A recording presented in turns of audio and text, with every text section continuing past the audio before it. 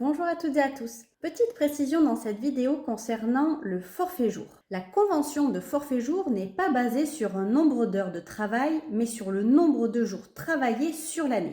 Autrement dit, les salariés soumis à ce type de forfait sont rémunérés non pas en fonction de leurs horaires, mais sur la base d'un nombre annuel de jours de travail, au maximum 218 jours. Sous réserve d'appartenir à l'une des catégories visées par l'accord collectif qui met en place ce forfait annuel, peuvent conclure de tels forfaits selon l'article L3121-58 du Code du travail, les cadres qui disposent d'une autonomie dans l'organisation de leur emploi du temps et dont la nature des fonctions les conduit à ne pas suivre l'horaire collectif applicable au sein du service ou de l'équipe ou de l'entreprise auquel ils sont intégrés, et les salariés dont la durée du travail ne peut être prédéterminée et qui disposent d'une réelle autonomie dans l'organisation de leur emploi du temps pour l'exercice des responsabilités qui leur sont confiées. En cas de conflit relatif au forfait jour, le juge vérifiera toujours au préalable et d'office que le salarié remplit réellement les conditions pour relever de ce dispositif. Ainsi, le salarié qui ne disposerait pas d'une autonomie suffisante dans l'organisation de son emploi du temps, de son planning horaire ou qui aurait des interventions gérées par la direction, ne serait pas susceptible de relever du forfait jour. Il pourrait dans ce cas demander le paiement de ses heures supplémentaires, y compris s'il a le statut de cadre. Pour qu'une entreprise puisse recourir à la formule du forfait annuel en jour, deux conditions doivent être réunies. Un accord collectif d'entreprise ou d'établissement, ou à défaut une convention ou un accord collectif de branche, étendu ou non, doit autoriser le recours à ce type de forfait, comme cela est précisé dans l'article L3121-63 du Code du travail. Chaque salarié concerné doit donner son accord individuellement et matérialisé par écrit.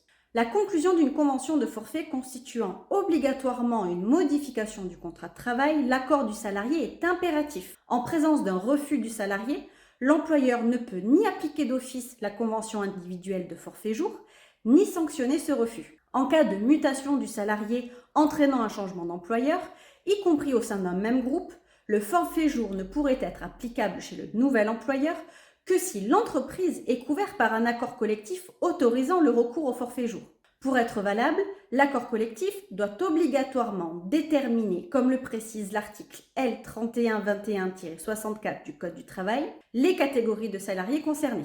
Un salarié qui n'entrerait pas dans le champ d'application des catégories de personnel visées dans la convention collective ou dans l'accord mettant en place le forfait, comme pouvant conclure une convention de forfait en jour, ne peut être soumis ni revendiquer l'application du forfait jour. Doit aussi être déterminée la période de référence du forfait, qui peut être l'année civile ou alors toute autre période de 12 mois consécutifs. Le nombre de jours travaillés, qui ne peut pas dépasser le plafond de 218 jours sur l'année. Les conditions de prise en compte pour la rémunération des salariés, des absences, ainsi que des arrivées et départs en cours de période. Il y aura aussi les caractéristiques principales des conventions individuelles de forfait, qui doivent notamment fixer le nombre de jours compris dans le forfait. Les modalités selon lesquelles l'employeur assure l'évaluation et le suivi régulier de la charge de travail du salarié. Les modalités selon lesquelles l'employeur et le salarié communiquent périodiquement sur cette charge de travail du salarié, sur l'articulation entre son activité professionnelle et sa vie privée, et sur sa rémunération, ainsi que sur l'organisation du travail dans l'entreprise. Les modalités selon lesquelles le salarié peut exercer aussi son droit à la déconnexion figurent dans l'accord. L'accord collectif peut également fixer le nombre maximal de jours travaillés dans l'année lorsque le salarié exerce sa faculté de renoncer à une partie de ses jours de repos. Ce nombre doit être compatible avec les dispositions légales en matière de repos quotidien, de repos hebdomadaire, de jours fériés et de congés payés. Si l'accord collectif ne fixe pas ce nombre maximal de jours travaillés dans l'année, lorsque le salarié exerce donc bien sa faculté de renoncer à des jours de repos, ce nombre de jours est fixé de droit à 235 jours dans l'article L3121-66 du Code du travail. L'accord collectif qui institue le forfait jour ne peut se contenter de renvoyer à la convention individuelle de forfait qui serait conclue entre l'employeur et le salarié. La convention individuelle de forfait doit impérativement faire l'objet d'un écrit signé par le salarié et être rédigée avec précision.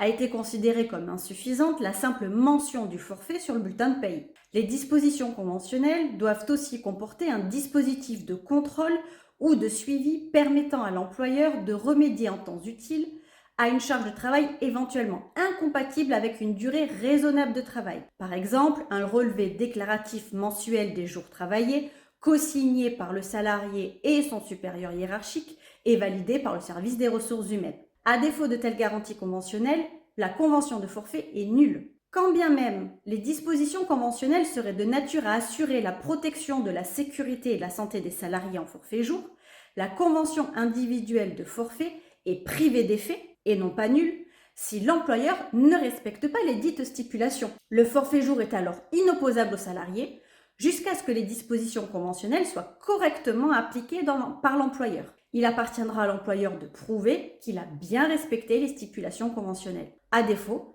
le salarié peut prétendre au paiement des heures supplémentaires réalisées pendant toute la période où l'employeur n'a pas respecté les bonnes dispositions, dans la limite de la prescription. Le bulletin de salaire doit indiquer la nature du forfait jour et le volume du forfait jour, le nombre annuel de jours, comme cela est précisé dans l'article R3243-1 du Code du travail. Pour toute information complémentaire sur le sujet, n'hésitez pas à contacter nos équipes.